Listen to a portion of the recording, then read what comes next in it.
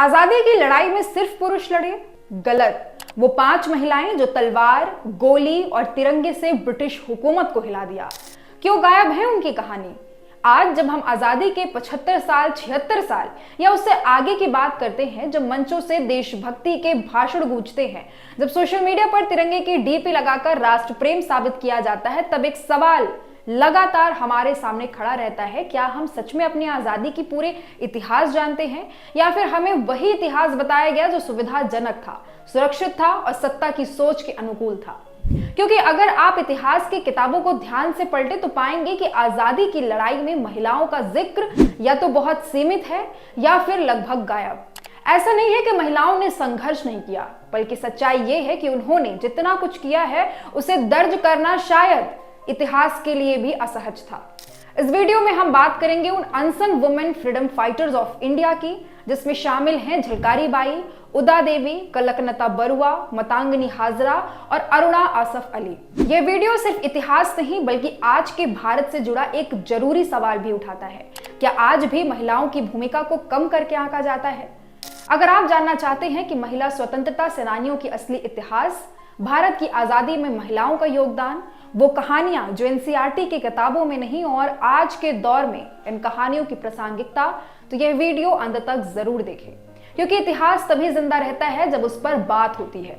ये वो महिलाएं थीं जिन्होंने घर की चारदीवारी से निकलकर जेल, जंगल और युद्ध भूमि तक का रास्ता चुना, लेकिन बदले में उन्हें ना तो सम्मान मिला, ना पहचान और ना ही वह जगह जिसकी वो हकदार थी।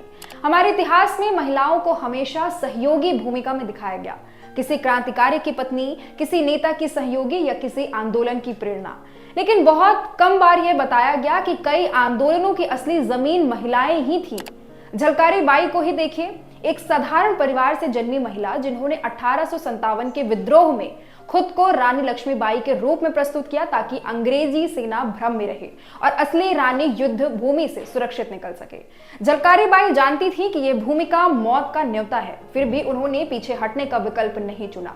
इतिहास ने उन्हें एक पंक्ति दी, लेकिन सच्चाई यह है कि झांसी की लड़ाई की दिशा बदलने में उनकी भूमिका निर्णायक थी।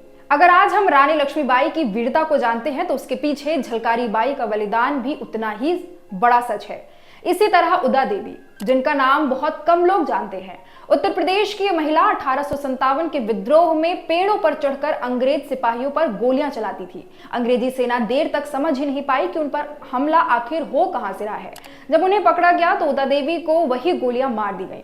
इतिहास ने लिखा एक महिला मारी गई, लेकिन ये नहीं लिखा कि उसने कितने अंग्रेज सैनिकों को मार गिराया, ना ही यह है कि उसने युद्ध की रणनीति को कैसे चुनौती दी। क्योंकि इतिहास अक्सर उन हथियारों को दर्ज करता है जो सत्ता के पास हो, ना कि उन हथियारों को जो चुपचाप उन्हें उठाते हैं। पूर्वोत्तर भारत की कलकनता बरुआ की कहानी आज भी हमें झकझोरती है। महज 17 साल की उम्र में जब आज की पीढ़ी करियर, इंस्टाग्राम और भविष्य की चिंता में उलझी रहती है, तब कलकनता भारत छोड़ो आंदोलन में तिरंगा लेकर आगे बढ़ती है। अंग्रेज अफसर उन्हें रोकता है, धमकाता है, लेकिन वह पीछे नहीं हटती। गोली चलती है और कलकनता वहीं गिर जाती है, लेकिन तिरंगा जमीन पर गिरने से पहले दूसरी लड़की उसे थाम लेती है। यह सिर्फ एक शहादत नहीं थी, यह संदेश था कि आजादी की लड़ाई किसी एक शरीर से नहीं बल्कि एक सोच से चलती है। बंगाल की मतंगनी हाजरा उस समय आंदोलन में शामिल हुई जब उनकी उम्र 70 साल से ज्यादा थी। आज के दौर में जब बुजुर्गों को अक्सर बोझ समझा जाता है, तब मतंगनी हाजरा अंग्रेजों के खिलाफ जुलूस का नेतृत्व कर रही थी। अंग्रेज सिपाहियों ने गोलियां चलाई, उनका शरीर छलनी हो गया, लेकिन गिरते गिरते भी उनके मुंह से वंदे मातरम निकलता रहा। इतिहास ने उन्हें एक वृद्ध महिला कहकर आगे बढ़ा दिया, लेकिन असल में उन्होंने यह साबित किया कि देशभक्ति उम्र नहीं देखती। 1942 के भारत छोड़ो आंदोलन में जब बड़े बड़े नेता जेल में थे, तब अरुणा आसफ अली ने दिल्ली के गोवालिया टैंक मैदान में तिरंगा फहराया। अंग्रेज सरकार ने उन्हें देश की सबसे खतरनाक महिला कहा। वह लंबे समय तक भूमिगत रही, लेकिन आंदोलन की लौ बुझने नहीं दी। आज उनका नाम ज्यादातर लोगों को सिर्फ एक सड़क या इमारत के नाम से ही याद आता है, ना कि उस साहस से जिसने ब्रिटिश हुकूमत की नींद उड़ा दी थी। सवाल यह है कि आखिरकार इन महिलाओं को इतिहास से बाहर क्यों कर दिया गया? इसका जवाब कड़वा है, क्योंकि इतिहास अक्सर ताकतवर वर्ग की सुविधा से लिखा जाता है। महिलाओं की कुर्बानी घरों, जेलों और चुप्पी के बीच दबा दी गई। उनकी लड़ाई तलवार से कम और साहस से ज्यादा थी, और शायद यही वजह है कि उसे कभी पूरी अहमियत नहीं दी गई। आज के भारत में यह सवाल और भी प्रासंगिक हो जाता है। आज भी महिलाओं को हर क्षेत्र में खुद को साबित करना पड़ता है। आज भी उनकी उपलब्धियों को विशेष मामला मान लिया जाता है। आज भी जब कोई महिला आगे बढ़ती है तो उससे ज्यादा सवाल पूछे जाते हैं।